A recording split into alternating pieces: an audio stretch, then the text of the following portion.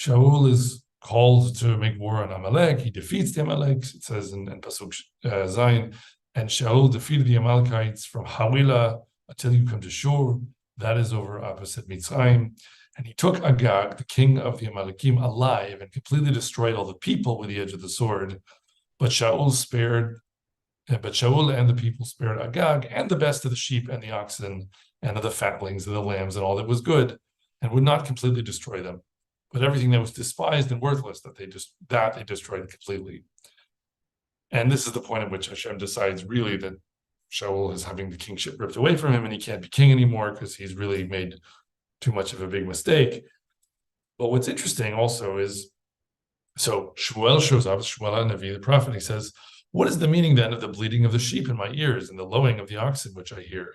And Shaul said, they have brought them from the Amalekites, for the people spared the best of the sheep and of the oxen to sacrifice to Hashem, our God.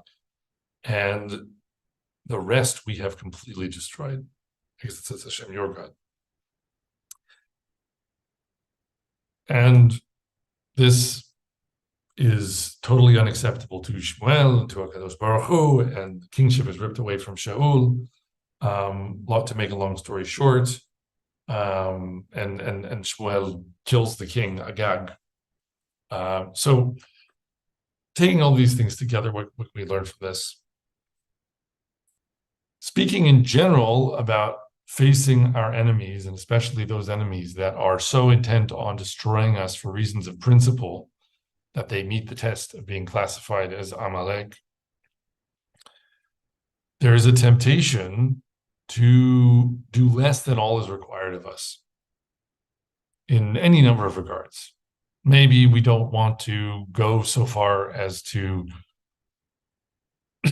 win the war in totality by eliminating the enemy in totality, right? Maybe that means not wanting to wage war against some portion of the population. Maybe that means not wanting to harm the political leadership because we can deal with them. The example we see here is about the political leadership, right? Shaul was willing to kill the people of Amalek, but he spared the king because the king is maybe someone who can be dealt with.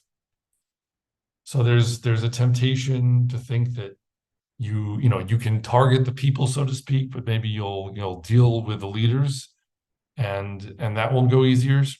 And then there's also, more interestingly, this idea of, well, we're gonna get some wealth out of this.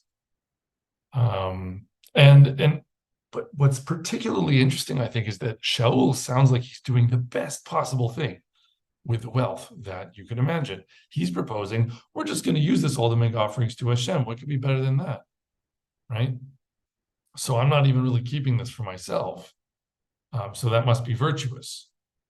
And this enrages HaKadosh Baruch Hu, because HaKadosh Baruch Hu isn't actually some kind of hungry fire in the sky that wants animals, right? Chas v'chalila. Our offerings to him are only to be made in the appropriate way, and they're about us and our relationship to him, or otherwise they mean nothing to him. And that's certainly true in this case. But what you have to go back to is this the core of the question: what is wrong with taking spoils from Amalek? Right? They're bad guys. Why can't you just defeat them, kill them, and take the spoils? And I think the answer is quite clear. Because the Torah is licensing us to make total war against Amalek, to completely scour the earth of any trace of Amalek, that is a heavy responsibility. That's not a course to be taken lightly. But if it's to be taken, then it needs to be taken without any suspicion that you're doing this for any reason other than the mitzvah, because it's the right thing to do, because it's a commandment from HaKadosh Baruch Hu. And of course, the moment you start picking up gold and silver and sheep and rams, etc., and acquiring wealth, even if you're supposedly dedicating that back to service of Hashem, the whole thing is called into question. And this is what takes us back to Melech Harad, which is another reason why I think the the Midrash is saying also in this first passage we were talking about, where we're talking about captives taken in the Negev, and this idea of utter destruction, and really implicitly not taking spoils from the destruction of these cities, that the merit of refusing to benefit economically from the dynamic of one's war with this other nation, that's what gives the people the support of HaKadosh Baruch Hu to be victorious, and they ultimately are.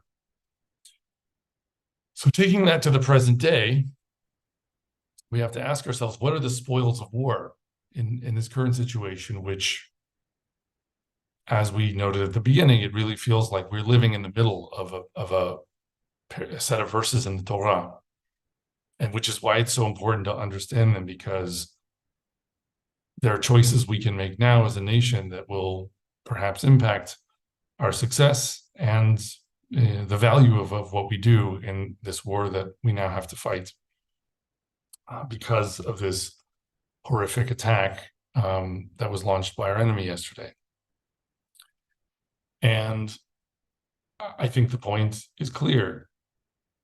Spoils of war these days don't have to do with livestock or precious metals that anyone expects to pick up when we roll through Gaza. That's not how economics works these days.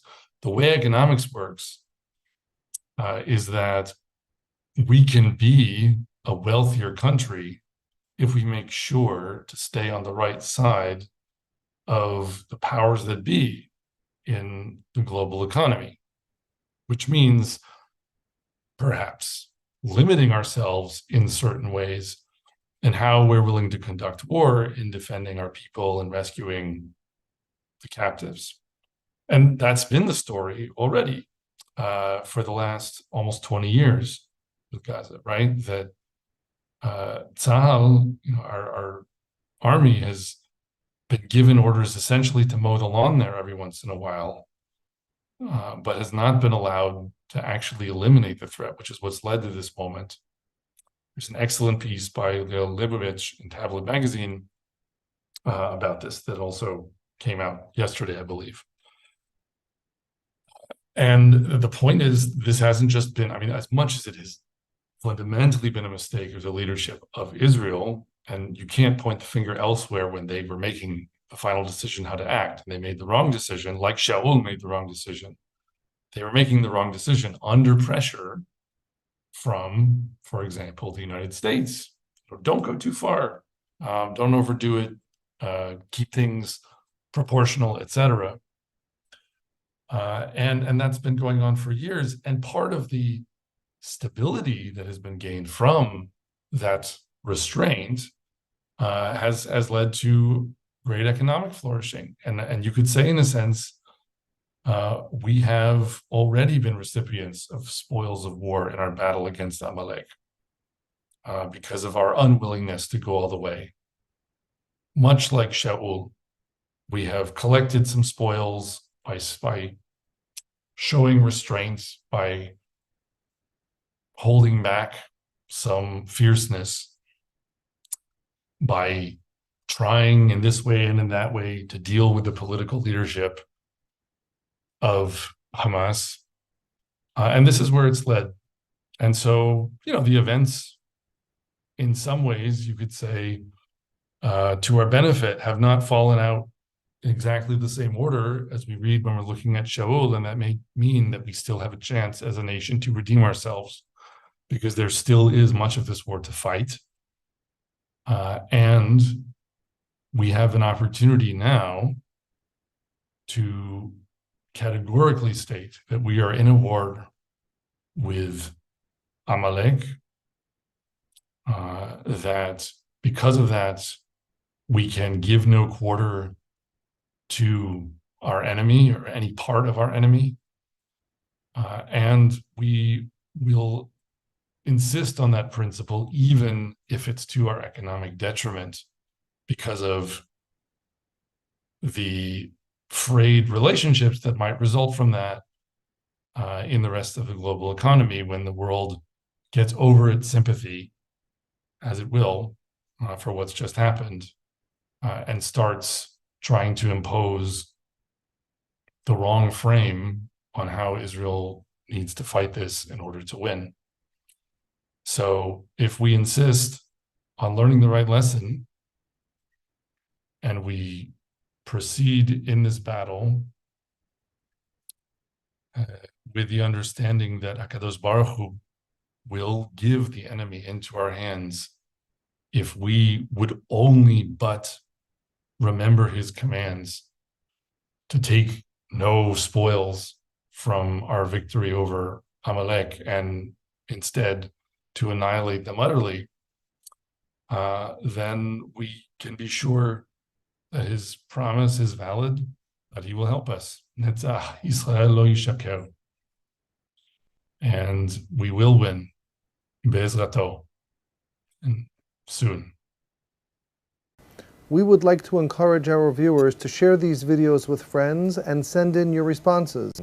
If you would like to obtain Birkon Nusach Eretz Yisrael or invite the rabbi for a speaking engagement, please email us at office@machonshilo.org.